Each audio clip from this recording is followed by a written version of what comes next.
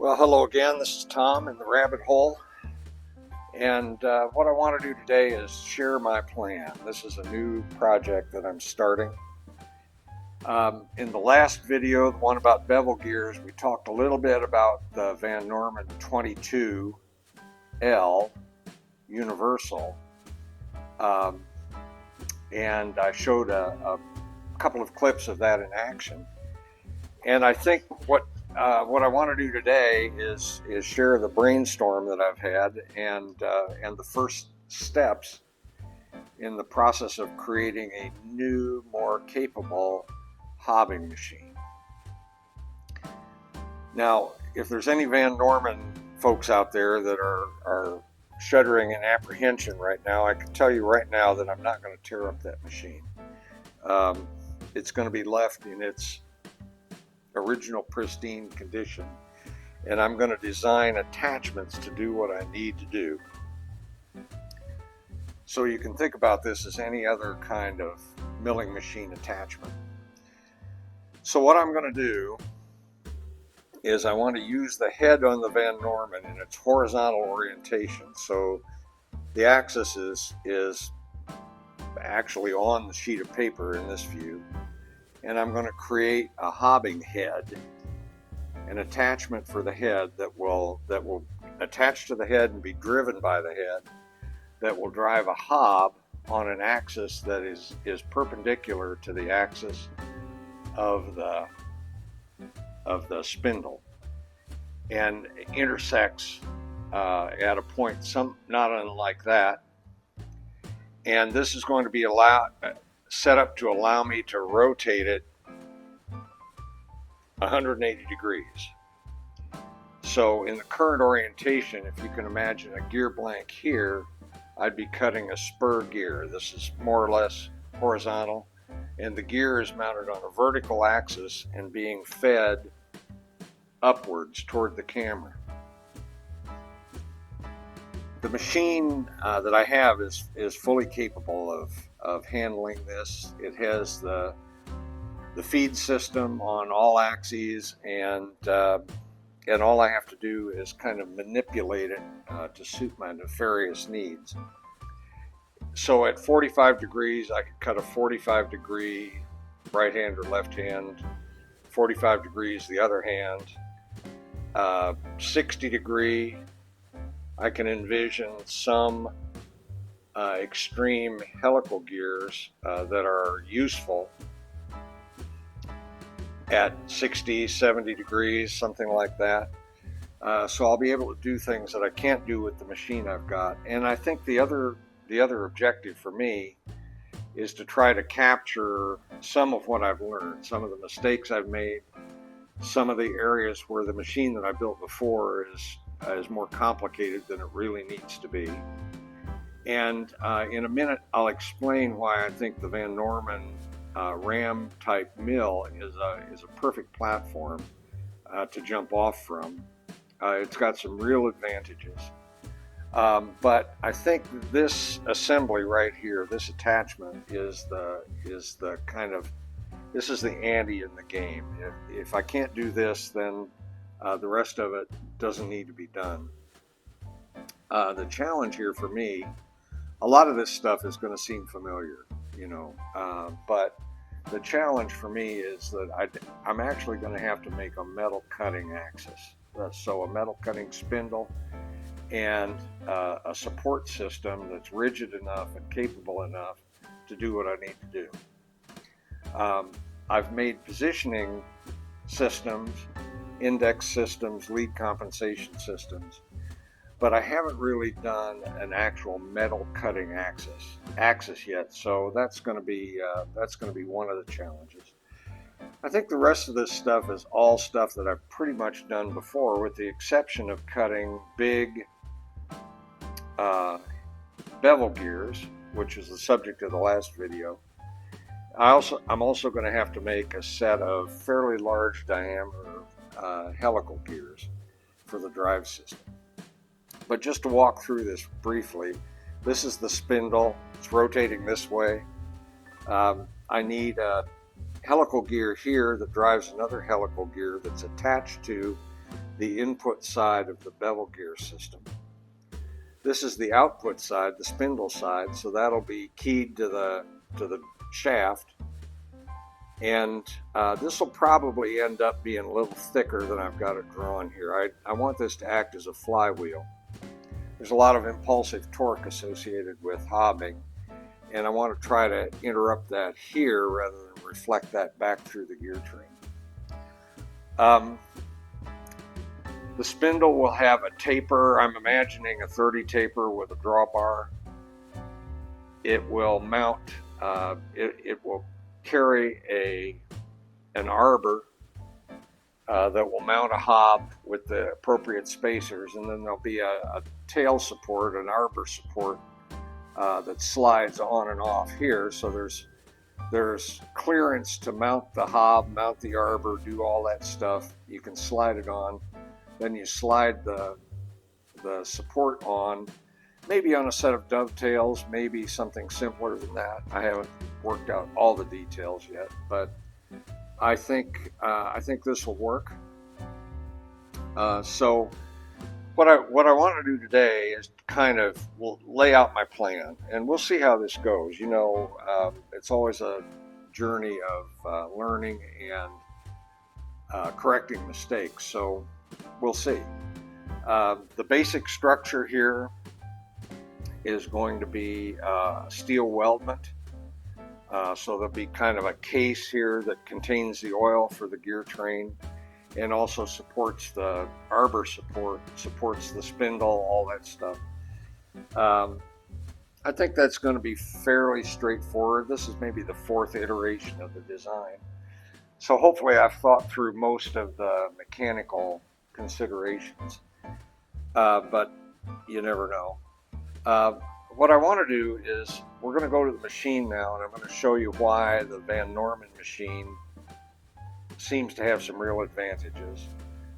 And then we're going to come back and work through an actual example for these bevel gears. So we'll take the math that we did in the last video and we'll apply that to an actual example, and hopefully that will help anyone who's still not quite sure about this whole bevel gear thing. Okay, well, this is the Van Norman 22L Universal. Someone reminded me I should call it a 22LU model. And this is a ram type milling machine which can orient the spindle in either vertical or horizontal mode, and this ram, this piece here, moves in and out this way. It's got almost 20 inches of travel, if I'm not mistaken. It's got a nice big 3 horsepower spindle drive, but the spindle drive itself is all contained in the ram, so there's really nothing in the column except the 1.5-horse feed motor that runs the feed system. What makes this particularly good from a hobbing standpoint is this thing right here. This is a hand wheel that's designed to help you make gear shifts reasonable, and it allows you to rotate the spindle manually when you need to. And but it also, this is geared 1-to-1 with the spindle. So what this does is it serves as an input point to an index train that's on the front of the machine instead of the back of the machine. That'd be really tricky with this machine because the spindle looks like this. So there's a 50 taper spindle. The drawbar is only about 1 foot long, 1.5 feet long. So running an index train from this point would be complicated. Still available, but I think this arrangement here is actually quite a bit better. So what I can imagine is an attachment here that would have my differential style index train, which could be a lot simpler than the 60 or 70 gears that I have on the other machine. and would provide an output that I could connect to a vertical axis. Now, I'm going to have to build a vertical axis here. I want to keep the 40:1 ratio if I can. I want to use all the change gears that I made for the other machine, so somehow I have to work all that stuff out. The big thing here is that the feed direction needs to be this way in order for this to work correctly. And what I think I'm going to have to do, there's two ways to do this. If you remember, the feed needs to be very slow. The slowest mechanical feed that this machine offers is 0.5 inches per minute. And that's driven by a separate motor. It's no longer connected to the spindle drive, so it's got some flexibility. And one way to slow it down, I think, would be to put it on a VFD and just kind of tune it till I get the right depth of cut for the hobbing system, which is somewhere 6, 7, 8 thousandths per revolution of blank. But that's slowing the motor down by a factor of 10 probably, and I don't think that's going to work very well. So we'll see how this goes. But there's one other option. This one might be cool, but I think what I can do, this is the spline that drives it's connected to the drive system. It drives the table feed, but it's also connected back to the X, Y, and Z axes through the feed train gearbox on the front of the knee. And I think what I can do is put a gear or maybe a chain sprocket on that spline that's connected to a gear train here on this face, or maybe up on top of the table. I haven't got that entirely envisioned yet, but that's kind of the basic idea. Somehow I gotta hijack the table feed system so that I can use the internal table feed mechanism to feed the knee up and down. That would be nice in a way, because I can use the existing clutches. I can use the existing feed box to change the rate, but I've got to somehow sneak into that feed system and make a connection that I control rather than the system. And I could conceive of doing other things like putting a different ratio on the feed motor and stuff like that. But anyway, those are just some of the challenges. This is what makes it interesting, as I'm sure many of you understand. Well, let's go through the numbers just a little bit. In sports, they'd call this the tail of the tape, I guess. These are the two bevel gears that we need to make for this project. These are DP8. I've decided to go with 40 teeth instead of 30 because I needed a larger diameter gear to make the geometry all work out.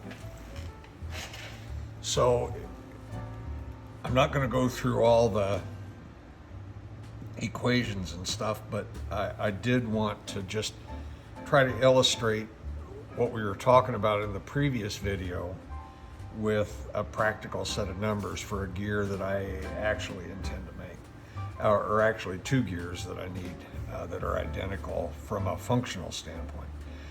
So this is, N is the tooth number, that's 40. The diametral pitch is 8, and it's 14.5 degree pressure angle, which doesn't really make that much difference, but those are the cutters that I have. We need to know the addendum, which is the bit of the tooth that's above the pitch circle, but that's just 1 over the diametral pitch, and in this case that's 0.125 or 1/8 of an inch. We need to know the hole depth, which for a 14.5 degree pressure angle is 2.157, divided by the diametral pitch, and in this case that's 0.270, rounded up slightly. We need to know the pitch diameter, and like any spur gear, it is just the tooth number divided by the diametral pitch, and in this case that's 5 inches. The OD, we need to know the OD, we need to know that point for making the blank. So the OD is the pitch diameter plus 2 times the addendum times the sine of 45 degrees, and in this case that's 5.177. That's the outside diameter. The outer diameter is the pitch diameter plus 2 times the face width, which I've picked to be 750 thousandths, 3/4 of an inch for my gear train. Pitch diameter plus 2 times the face width times the sine of 45, and that works out to be 6.061 inches.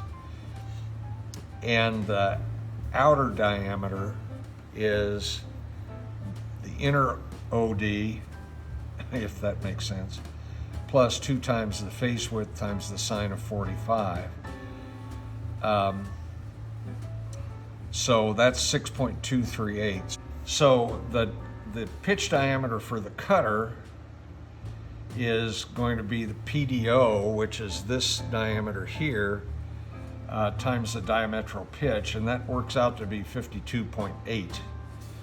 So you would round that up just a bit to 53 for the cutter selection. And if you've got a set of 8 involute cutters, this doesn't require a specific bevel gear cutter, which is thinner at the tip. It would be a number 6, which I think is around 36 to 54 or something like that. Would be the indicated tooth count for the cutter you select. So again, we're cutting 40 teeth, but at the outer diameter, it requires the tooth profile that's consistent with a 53 tooth. And that'll give you a profile that connects the dots pretty well. The offset, this distance here that we talked about in the last video, this is the distance plus or minus that you offset the entire axis of the blank, either toward or away from the spindle. That's the pitch diameter, the inner pitch diameter, divided by 2 times the sine of 90 over n, and that's this business here that we talked about. And in this case, it works out to be 0.098, plus or minus. Now, the dividing head math in this case is easy because it's 40 teeth, so that's 1 revolution. Most dividing heads are 40 to 1. So it's 1 revolution per tooth, and all you have to do is hit the same hole on any circle 40 times in a row. But you should pick a whole circle that's divisible by 4. So 31's not going to do it, 39's not going to do it. But I have a 28 hole circle, so that's the one I'm going to use. And my angle offset will be plus or minus 7 holes. So again, the method for making this is a gashing pass. In this case, I'm probably going to do that in 2 passes because that's a really deep cut to do in 1 pass. So I'll probably do 1 pass at 150 and 1 pass at 120 to get my 270 depth. The second and third pass that define the flanks of the tooth are done by offsetting the axis. So you're moving the table basically, rotating the blank in the opposite direction. So in essence, you're pivoting around these points. And that will correct the profile and bring everything into alignment with the vertex of the pitch cone, like we talked about in the last video. So the only thing left is to make some blanks and give this a try. Well, friends, this is kind of an introduction to my new project and maybe a wrap-up on the bevel gear discussion that we started with the last video. Thanks very much for watching, and I think next time we'll be making a bevel gear. Bye now.